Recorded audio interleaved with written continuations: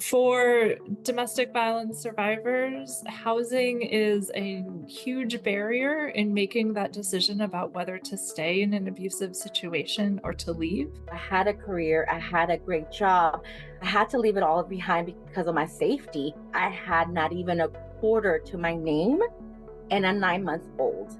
So what do? See the person, not just the data. In order for you to make the proper policies, you need to know who you're affecting. Coming up on Laura Flanders and Friends, the place where the people who say it can't be done take a back seat to the people who are doing it. Welcome.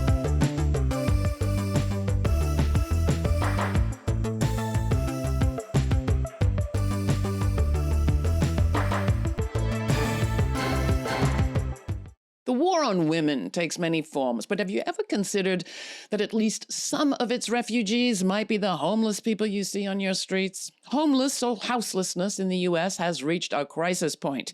In 2022, the number of homeless individuals here reached a record high, over 500,000 people, according to the U.S. Department of Housing and Urban Development.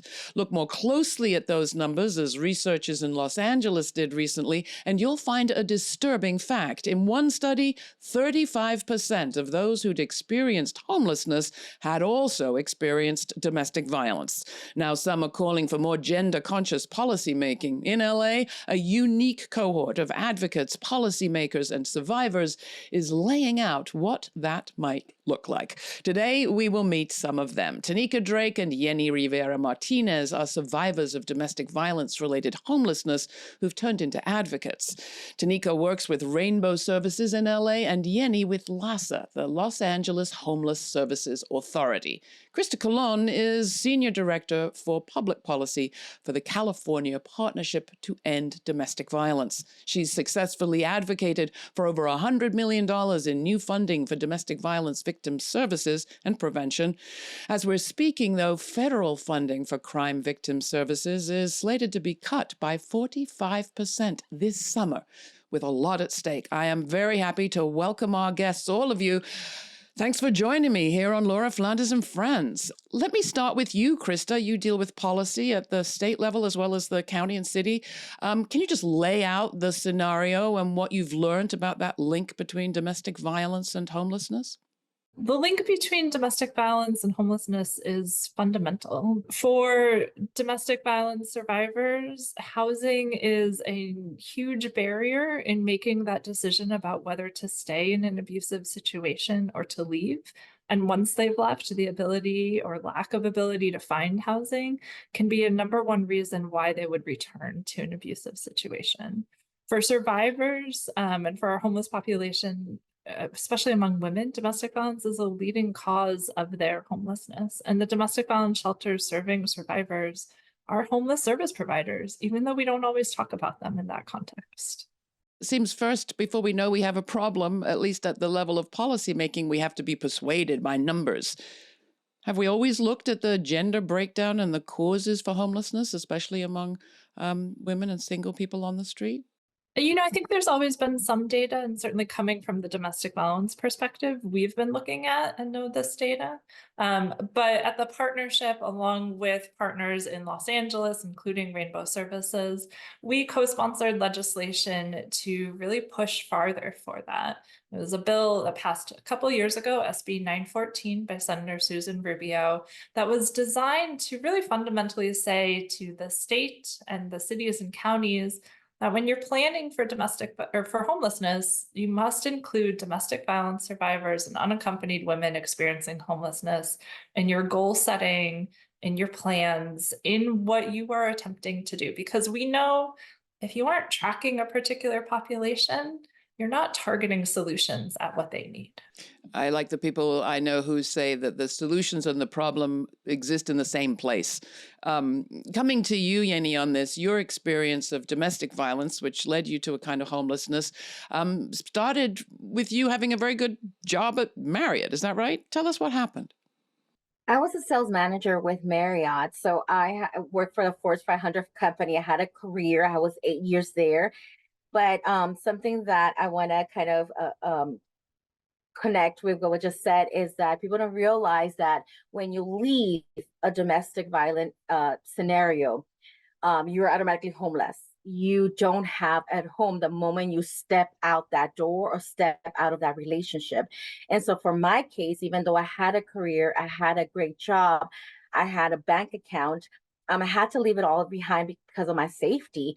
And unfortunately, in California, which is fortunate or not, but whatever you possess, they also possess. It's a communal, state. So my bank account was their bank account.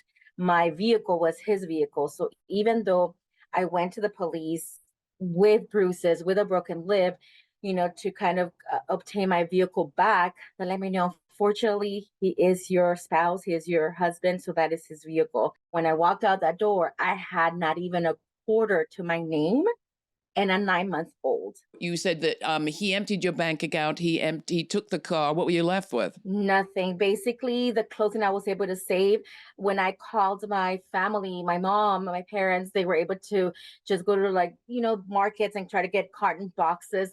And so whatever we're able to get, even all of my documents I wasn't able to obtain, but whatever I was able to rescue, of course, my furniture, everything stayed. So this reminds you once again that you don't end up with zero, you end up with negative, because now you're borrowing money, especially once you have a baby. How do you get formula? How do you get diapers? Now, you mentioned that you stayed with your parents, your mother. Would you then have shown up in homeless data? So I didn't stay with my mom originally. When I went to seek services, I was able to get an emergency restraining order through the police department. At that moment, they would give 6 weeks of motel vouchers. At this current moment in 2024, it's only 2 weeks they're able to give. But when I went through it, it was 6 weeks. So that's how I was connected to a shelter. It was through motel vouchers because there was no DV shelter that had a vacancy. And there was even a regular shelter that had a vacancy in LA County. There was nothing they could match me with at the moment. So at least I was able to get connected to motel voucher. Unfortunately, the HUD definition says that somebody who's doubled up or staying or couch surfing is not considered homeless anymore. Only for the education system are you considered. So I'm glad that at least they were considered homeless, because at least my child was able to get support the moment he started preschool. We were able to get coats and backpacks and things like that, utensils that he would qualify as the low income and homeless child. But for HUD services, I was never able to get my own apartment. So I had to end up saving. It took me years, because first I had to save for being able to get a vehicle, to then get to my employment, to then get an apartment. So it took me 5 years to be able to get out of that. What a rigmarole. I'm so sorry you went through that, Yenni. Teniecka, coming to you, you were an Air Force veteran. Are there special situations that veterans find themselves in regarding domestic violence and surviving? Yes, actually, it's a little bit complicated because when I was fleeing from my situation, I had 4 kids. I had an 8, a 7, a 6, and a 3-year-old. And when you go to the VA and you're going for your doctor's appointments and they're trying to ask you, is anything wrong? Are you being harmed? If I say yes, they're also mandatory reporters. That puts me in a very awkward position, saying, oh, yes, there's something wrong. So I would never tell them that. So when I was fleeing, I did find help and assistance from Rainbow Services. But because they are mandatory reporters, they do have to go ahead and do the proper protocol by calling and letting DCFS know. Even though I've left the situation, they kind of have to check and make sure that there's no connection with the father, any of that. The family protective services, often seen as family policing strategies, particularly come down hard disproportionately on women of color, African-American women specifically. So you were afraid of losing your kids if you said there was violence in the home. You're absolutely 100% correct. Because although I did the correct thing to leave the situation, now on the opposite spectrum, I'm putting my kids in harm's way because now I'm homeless. Now you're not protecting them correctly. So now you're also being watched by the state. Like, how are you taking care of your kids adequately when you don't have housing? You can't. So then I have to be very careful as when I'm maneuvering, when I was fleeing, to make sure I'm doing everything in my power, because I was staying with my family as well. But there was 5 of us, and that's a lot on my family. So I had to go into a transitional facility and actually be deemed homeless because, like Yenni said, you're not considered homeless when you're with family. So coming back to you, Krista, on policy, and I want everyone to talk about this too, clearly we need data to be a bit more comprehensive, perhaps a little bit more sensitive, a little bit more curious. With respect to understanding what services people need, you talked about the bill that provided some resources for services. When you suggested what it is that could keep victims of domestic violence off the streets, what did you prioritize and what do you prioritize in terms of services? Since there was conversation about, shelters being full, I want to just name for the domestic violence emergency shelters here in California in 2021 to 22, which is the last year we have published data. They provided emergency shelter to over 13,000 individuals for a total of more than 354,000 nights. But at the same time, in that same year, there were over 15,000 unmet requests for shelter.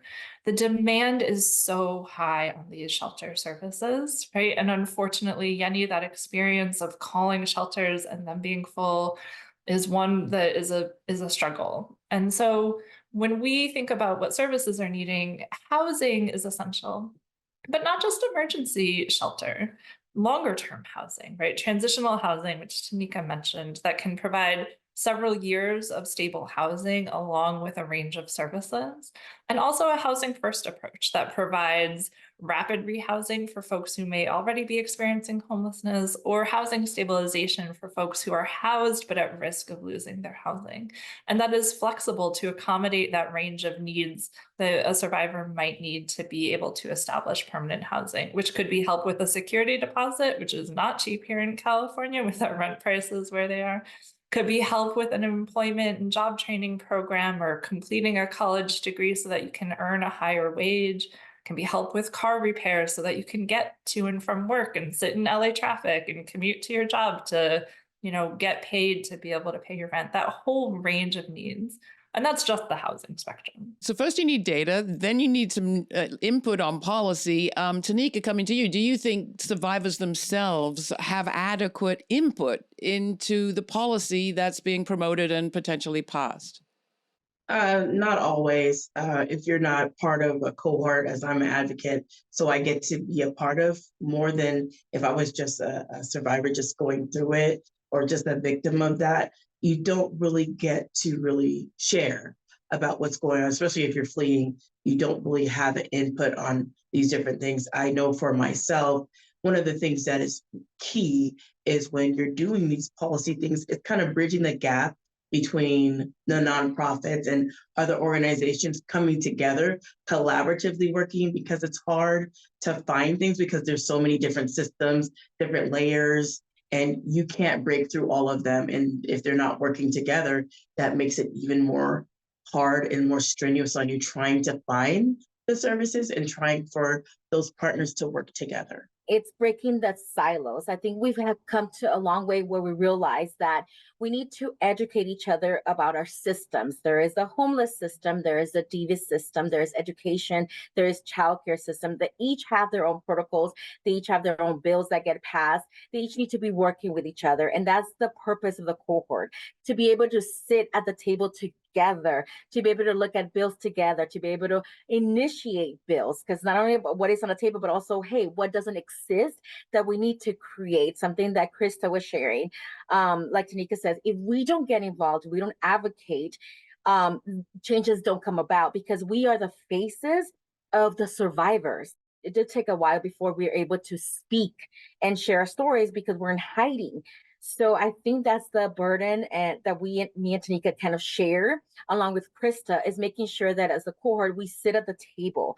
We look at what doesn't exist that can exist. For example, my story 5-6 years ago along the line now was able to help to get rid of family fees for childcare subsidy. And that will help future families surviving DV to be able to get childcare and then continue working, just like Krista was sharing, just like Teniecka was sharing, that it does make an impact when we all speak to each other. Coming back to you, Krista, this cohort that we keep hearing about, who's in it, how did it come about, what is it? Yeah, so at the state level, there's a cohort called the Home Cohort, which is a shorthand for Housing Opportunities Mean Everything. And it brings together 11 organizations from all across the state. Folks outside of California sometimes forget that California is a deeply rural state in many areas. And one of the things that I find so special about the Home Cohort is that it brings together folks from all of those perspectives who are doing such important and hard work in their communities. And the challenges, even in deeply urban Los Angeles to, the Central Valley and the rural far north, may look a little different in terms of complexity and scope, but fundamentally the lack of housing for survivors and the struggles of survivors navigating the homelessness system is a commonality shared all across the state. So it's bringing folks together to work on shared solutions. They've produced toolkits to help support the entire domestic violence field in doing this work. They've produced a whole series of webinars on the issue. They've produced tools for survivors to know their rights in housing when they're renting, all sorts of really incredible work that's designed to lift up the realities of the day-to-day to some larger system change. I hate to go from this high point of enthusiasm about new data collection, new input, and new policy making from a new cohort. But then when we get to the implementation stage, money is required. And as I said at the top, the federal funding that comes from the Crime Victims Act, VOCA, the Victims of Crime Act, is due to be slashed by 45%. What will that do to the services available to people in California, starting with you, Teniecka? What do you think? What do you fear? I fear that more of the women will go back to their abusers, not wanting to stay away and try to become self-sufficient, because when the funding is limited, you can't do a lot. You can't help. You can't provide the resources because there's no funding to do so.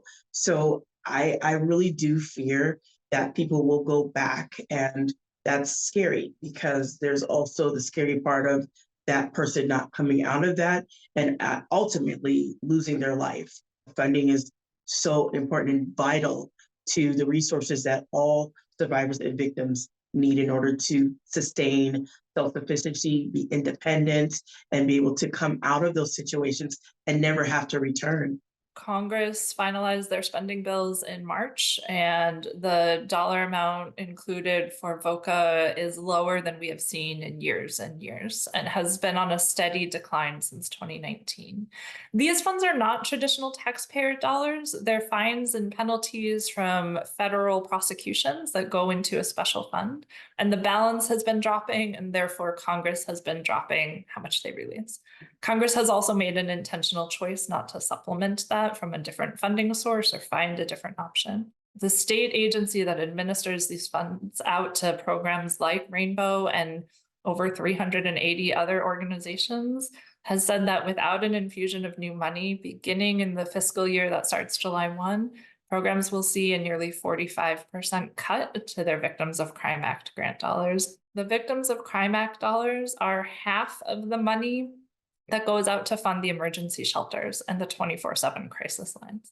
It's 100% of the money that goes to our transitional housing program, and it's 100% of the money for our domestic violence housing first program.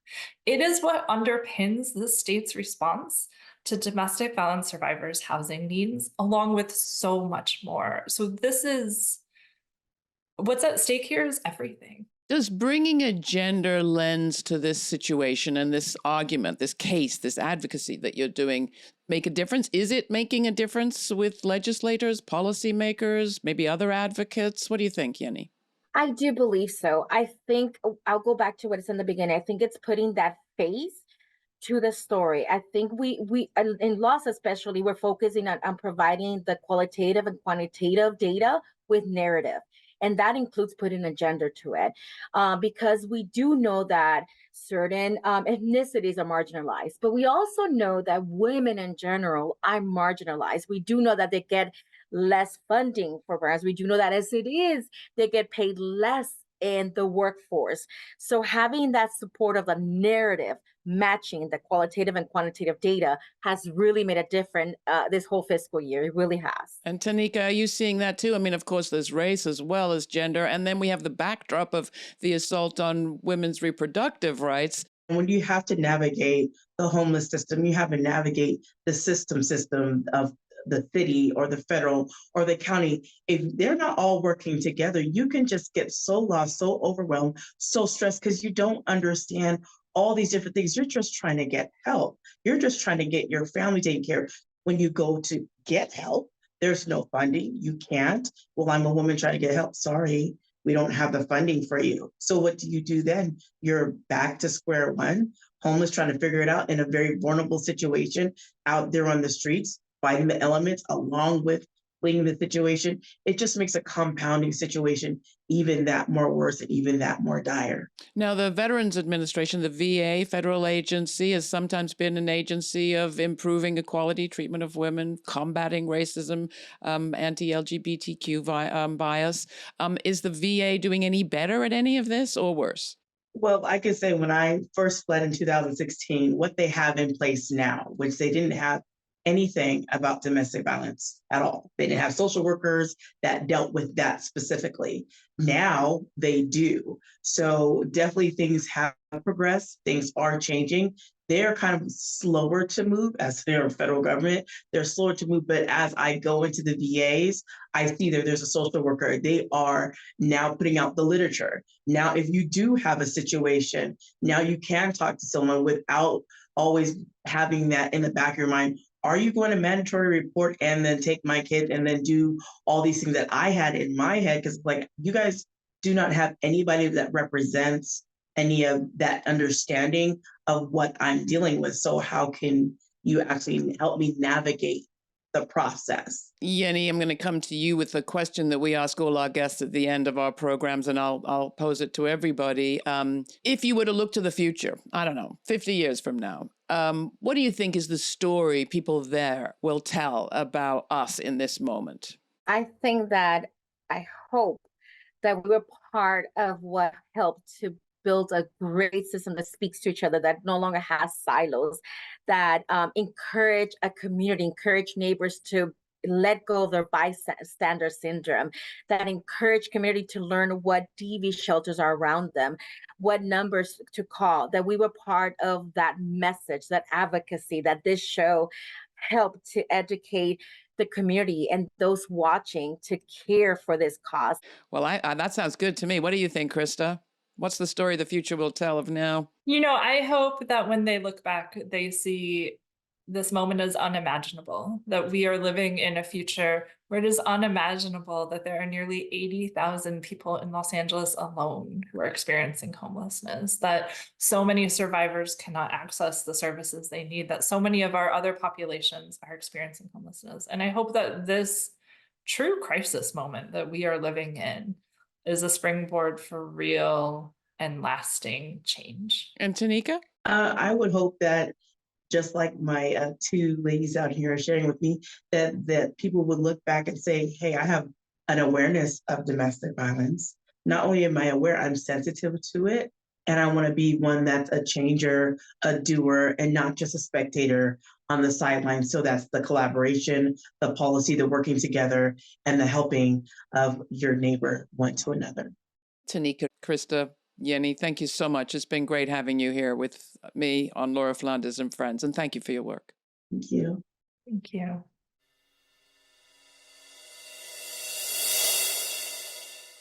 Is homelessness a state of being, a condition, a status, or is it rather an action, a decision, a choice? That's the question recently considered by the Supreme Court, reviewing a case involving a homeless woman in Oregon's right to be protected from cruel and unusual punishment when city police raided a homeless encampment and seized what possessions she had left. To have to choose between those two options seems cruel enough when viewed from the point of view of the poor in a country that leaves housing mostly to the market and therefore underbuilds for the poor and way overbuilds for the super rich. But when viewed from the point of view of a family fleeing domestic violence, the very choice seems cruel and unusual punishment. California Governor Gavin Newsom, who is resisting calls to add $200 million to his budget for crime victim services, which might help those victims of domestic violence, is nonetheless supporting the Supreme Court in overturning that Oregon woman's rights. As usual, I could end this program by saying something is very much out of whack. Last look, California spent $700 million clearing encampments. We'll continue to talk about what possible alternatives might exist in the meantime. Don't forget, you can find our full uncut conversation through a subscription to our free podcast, and you can join me here every week. For Laura Flanders and friends, stay kind, stay curious. Till the next time, thanks for joining us.